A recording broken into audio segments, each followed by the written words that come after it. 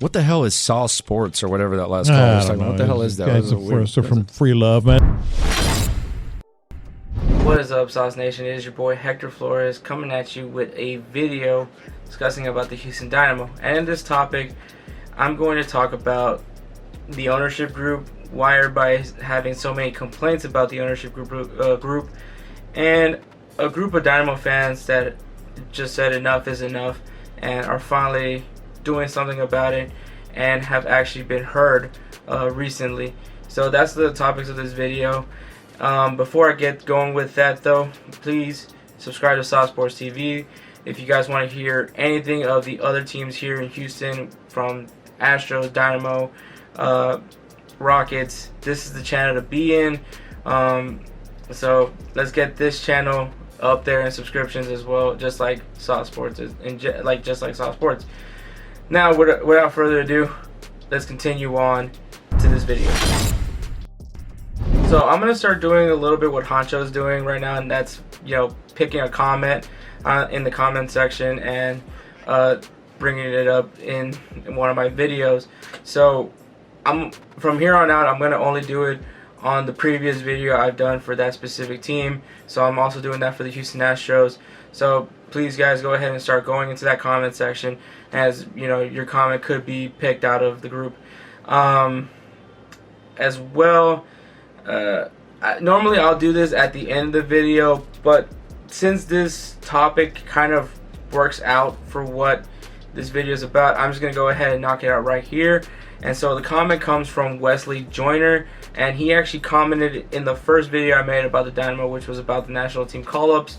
So I'm gonna go ahead and read his comment right now. So Wesley Joyner's comment says, "Hector, I think it could be an interesting video to talk about the Dynamo / Dash ownership, like the state of the Houston Dynamo / Dash. I know the ownership group gets backlash for being cheap, not investing in talent, etc." Yeah, Wesley's right. This ownership group does get a lot of backlash, but not only because of the players and the quality on the field, but also for other things like poor marketing decisions that not necessarily pleases certain groups, but doesn't necessarily please the season ticket holders, which, to be honest, from my perspective working in the sports industry, sometimes you really have to go above and beyond to please your season ticket holders. But that's as far as I'm going to go as far as season ticket holders goes. But issues with the facility itself. So BBVA Stadium has actually been nicknamed the oven, and it's because it gets extremely hot. The heat stays in the stadium, so it does become very uncomfortable for fans. Now, Dynamo have implemented large fans across the stadium to try to alleviate that. They've also put misters around the concourse as well. But let's face it, that's just not going to do it every single time. So definitely that's one of the big issues with the facility. And then going into the product in the field, obviously we are now going to be in a search for a manager. So they're definitely looking for a manager that can really come in and rebuild this team and rebuild it right. Obviously the lack of signings, lack of financial support to get these signings.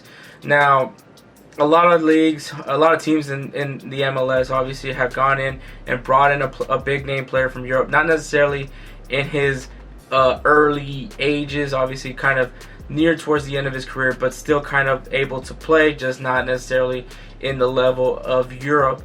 And obviously some of these examples is how LA Galaxy has Zlatan Ibrahimovic, DC United has Wayne Rooney. Now, this is a little bit different. I don't necessarily think that he wouldn't be able to compete in Europe, because I think he still could, and that is Carlos Vela of LAFC. But we've seen this done across the MLS, and so that's why the MLS has been nicknamed like the retirement league, because this is where a lot of older players come to like kind of still play, still make that money in some sense. And honestly, I don't think that's a terrible idea if the Dynamo go ahead and try to bring that, especially because it will bring fans to the games. A lot of our attendance has been really good whenever one of those big name players from Europe has come here. So just something to think about, as well as the fact that this team is in the bottom 5 in wages. Also, obviously, our bottom 5 in the MLS right now. And the fact that the youth academy has just not been able to produce a plethora of talent. There's only 2 guys in the Dynamo right now that are from the youth academy, and that's Tyler Derrick and Memo Rodriguez. So obviously we want more representation of the youth academy, so things need to be fixed because the youth academy has just not been that good. There's not that many players that are getting called up to the youth national teams, and so except for Marcelo Palomino, but the Dynamo kind of screwed that up big time because they never signed him, and now he's looking at European teams that have seeked interest in him. So Dynamo kind of messed up on that venture with him. But those are just some of the complaints that the Dynamo have had with this group, and I personally agree with them. And it's been to the point where some of the fans want to see the ownership group.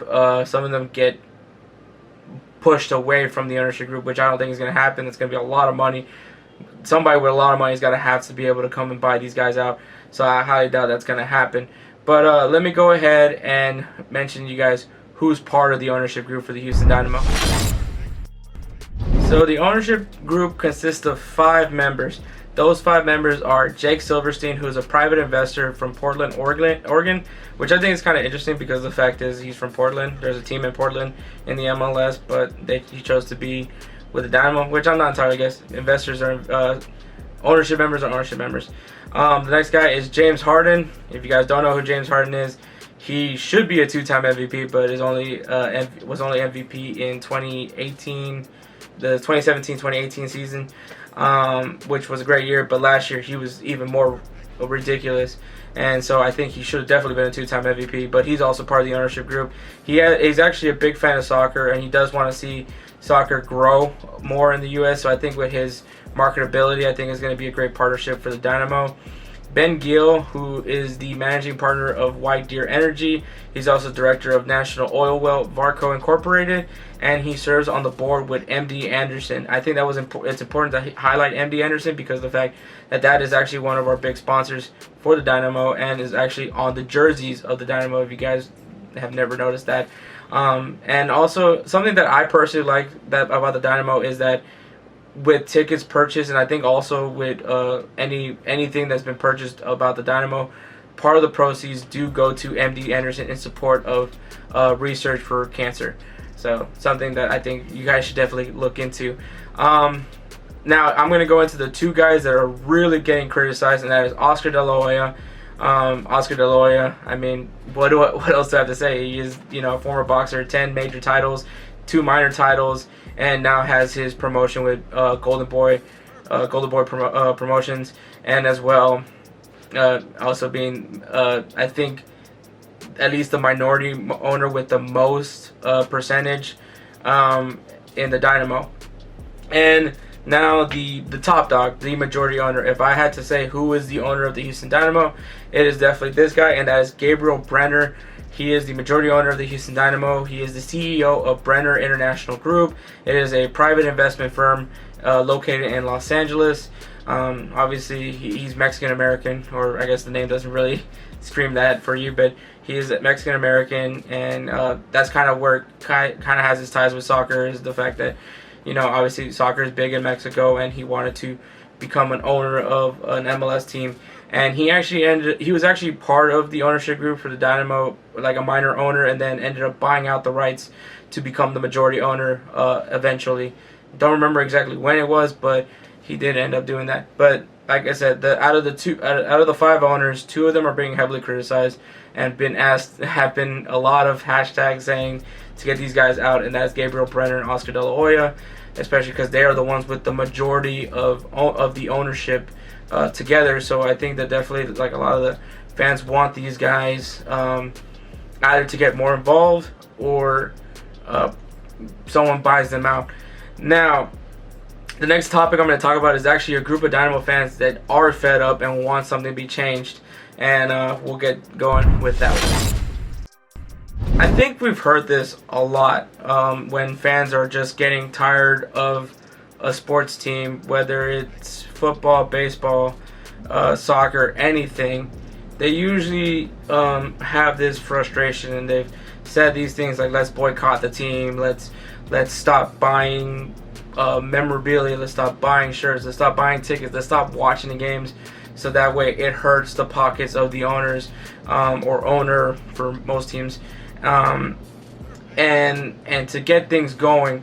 Honestly, I think most of the time it doesn't necessarily gets followed all the way through, as there's always still those fans that still buy the gear, still buy tickets to go to the game, still watch the games on TV, or go to a location and watch the game there.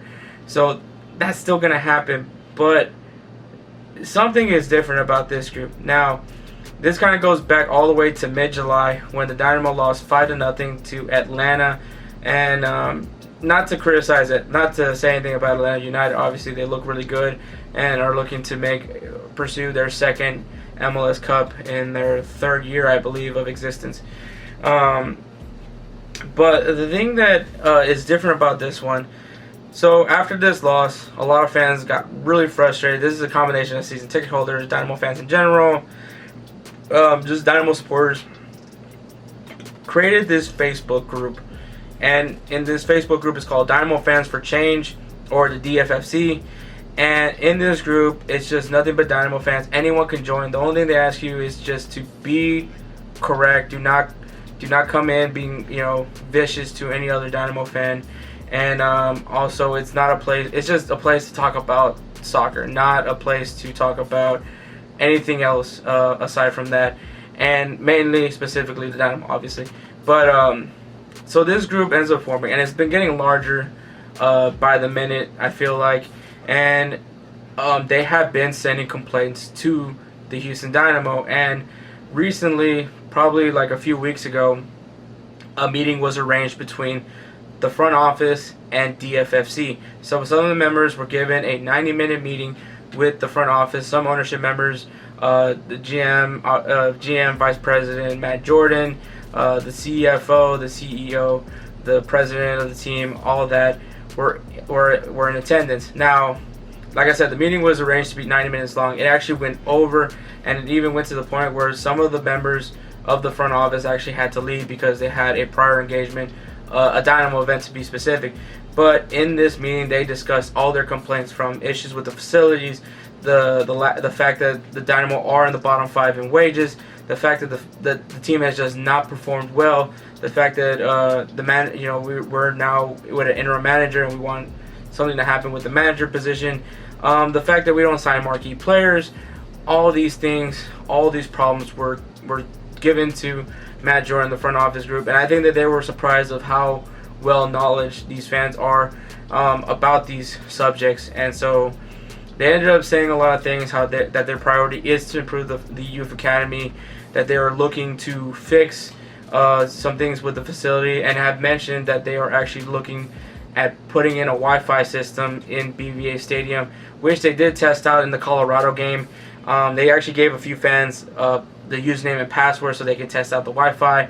I was given that message, actually. It was given to me on an email. I didn't go to that game, but I did give it to the Roundtable's very own Joseph Tinney. So, Joseph, if you're actually watching this video right now, could you actually in the comment section tell me if you used the Wi-Fi and if it was good? Just so I have an idea of what was that like. But yeah, so they addressed a lot of the things, and so the members of the DFFC that attended this meeting did feel like they were heard. But from my perspective, obviously, it's great that they're addressing these problems, but once it's done, that's when I will really believe it. They did mention that they are looking to bring in a Mexican player. I don't know what that necessarily means. That could mean just bringing in a player that just happens to be Mexican, or that could mean, hey, there's this guy that's like, kind of either still able to play but up there in age, that can really come in and get some fans to come to the games. Which, if that's the case, there is Andres Guardado, who is looking to make a move to the MLS, and if the Dynamo get him, honestly, that is huge. And if that is true, now I'm just saying a name, I'm not necessarily saying that this is it, but there is speculations that Andres Guardado is looking to make a move to the MLS, and it just seems kind of ironic that Matt Jordan himself is mentioning of a Mexican player. But like I said, that could either mean that, or they could just be happen to be bringing a player that just so happens to be Mexican. So for all I know, it could be anything. But like I said, that could be really something to consider. So from what like I said, I'm just gonna look at it as talk, and hopefully it does lead to something, and hopefully a big change for the Dynamo. All right, to conclude this video, like I said, man, Dynamo ownership has been getting a lot of backlash because of the fact that there's so many problems, not only with the team itself, but also the facility and some of the marketing things. And I don't think I really mentioned it during the video, but pretty much what I'm saying is that the Dynamo have tried to make these ploys to get people to buy tickets, like their 713 deal, where it's $7 for a ticket, and then there's the buy one get one free ticket deal that they did on April 1st. And the reason why I'm highlighting those is because obviously you have season ticket holders who bought a season ticket membership, that bought tickets for every single game, and obviously they came in at a specific price for those games, and then you see that, well, all I had to do was spend $7 and I would have got tickets to a game anyways. And so it does make some season ticket holders frustrated about that, but that's all I gotta say about that one. But yeah, so that's some of the issues, and it's great to see fans not wanting to settle for what's going on with the Dynamo right now, and they want change to happen. And it's great that they got a chance to speak to ownership and the front office and actually feel like they're heard. Now, I'm going to wait and see. Hopefully it does happen. But right now, I just think it's great that they're at least being given time to speak to ownership. And that's a good sign in my opinion.